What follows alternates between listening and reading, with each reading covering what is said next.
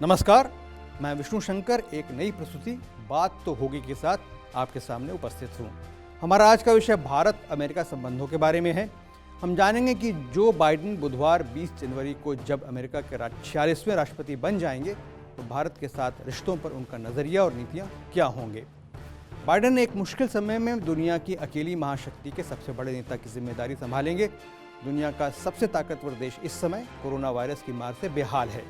अमेरिकी अर्थव्यवस्था भी भारी मंदी और बेरोजगारी से जूझ रही है।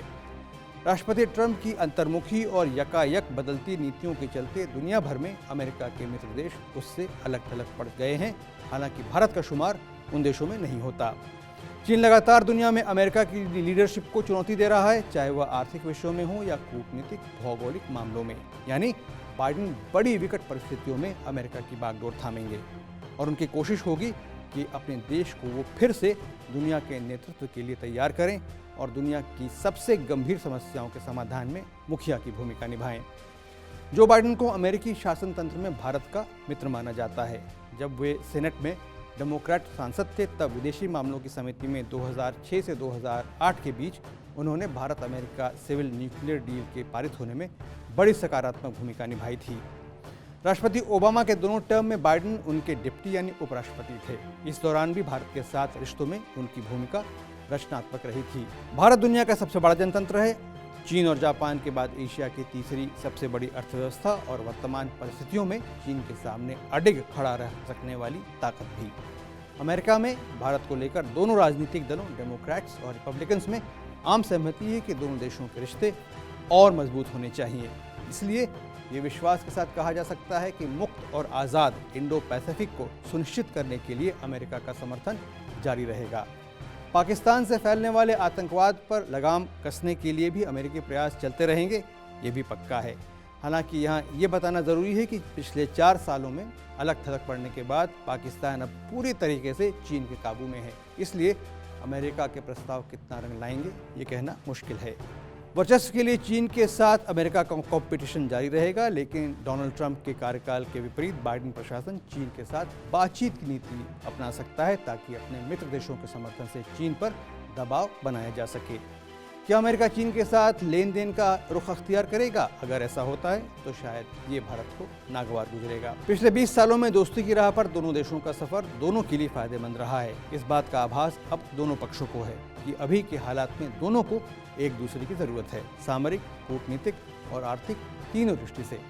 ट्रंप के शासनकाल में भारत ने अमेरिका से कई बड़े बड़े रक्षा सौदे किए। दोनों में प्रतिरक्षा सहयोग भी अब व्यापक स्तर पर हो रहा है।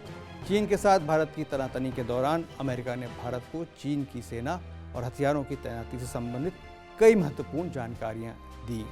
यह सहयोग भविष्य में भी जारी रहेगा, बल्कि और मजबूत होगा, ऐसा संभव है। तो द्विपक्षीय यानी बायलैटरल संबंध बेहतर होते जाएंगे, इसमें कोई शक नहीं है।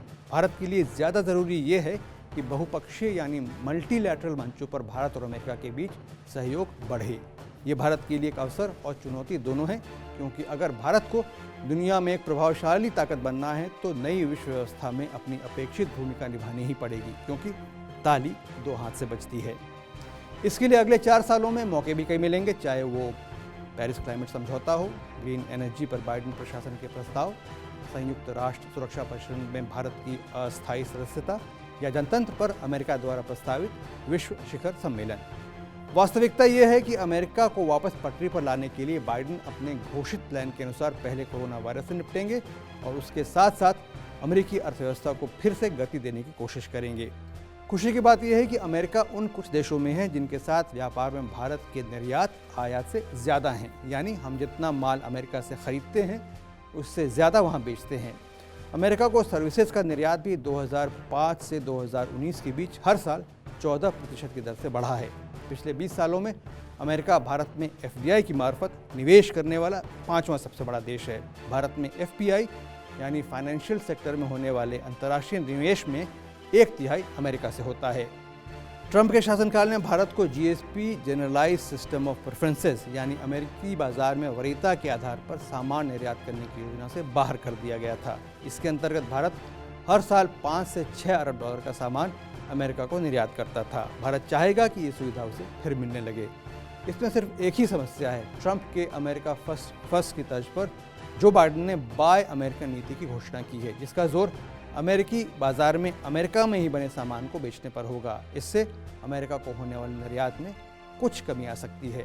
भारत ये भी चाहेगा कि अमेरिका और ईरान के बीच संबंध जल्दी से बेहतर हो, ताकि उसे ईरान से सस्ता कच्चा तेल आयात करने में आसानी हो। बाइडेन कह चुके हैं कि ईरान के साथ न्यूक्लियर डील पर वो फिर बातचीत शुरू करना चाहेंगे। इसके साथ साथ कुछ ऐसे मुद्दे भी हैं जिन पर भारत और अमेरिका के दृष्टिकोण अलग अलग हो सकते हैं। संकेत है कि H-1B वीज़ा का सवाल बाइडेन प्रशासन के दौरान भी भारत को सालता रहेगा। राष्ट्रपति ट्रंप ने पिछले 4 साल में H-1B वीज़ा के आवंटन में बहुत ज़्यादा सख्ती बरती और इसके लिए क्वालिफाई करने की शर्तें बहुत कड़ी कर दी। ट्रंप का कहना था अमेरिका में नौकरियां पहले अमेरिकी नागरिकों के लिए हैं और बाकी लोगों का नंबर उनके बाद आएगा। कोरोना वायरस के चलते, वर्क फ्रॉम होम के चलते H-1B वीज़ा के आवंटन कम हुए। बाइडेन भी कह चुके हैं कि उनकी पहली प्रायोरिटी अमेरिकी नागरिक हैं, लेकिन साथ ही उन्होंने ये भी कहा है कि वो चाहते हैं कि दुनिया भर से सबसे मेधावी और कुशल लोग अमेरिका में काम करें। ये बयान भारतीयों में कुछ उत्साह जगा सकता है। कश्मीर में मानवाधिकारों का मामला डेमोक्रेट्स के लिए संवेदनशील रहा है, लेकिन अमेरिका समझता है कि इस विषय में भारत से बातचीत सार्वजनिक न होकर निजी तौर पर नेताओं और अधिकारियों के बीच हो तो बेहतर रहेगा। मेडिकल उपकरणों और दवाइयों के दाम पर अंकुश, डेटा लोकलाइजेशन पर भारत का आग्रह और बड़ी अमेरिकी डिजिटल कंपनियों के राजस्व पर भारत में 6% का टैक्स वो सवाल हैं जिन पर भारत को बाइडेन प्रशासन के सवालों के जवाब देने पड़ सकते हैं। साल 2006 में एक भाषण में सेनेटर जो बाइडेन ने कहा था कि मेरा सपना है कि वर्ष 2020 में एक दूसरे के सबसे करीब देश भारत और अमेरिका हों। अब दुनिया 2021 में प्रवेश कर चुकी है और बाइडेन अमेरिका के राष्ट्रपति भी बनने जा रहे हैं। अपने सपने को पूरा करने का इससे अच्छा मौका उन्हें नहीं मिलेगा। बात तो होगी मैं आज की बात यहीं तक। आशा है प्रोग्राम के अगले अंक में आपसे फिर मुलाकात होगी। अब विष्णु शंकर को अनुमति दीजिए। नमस्कार।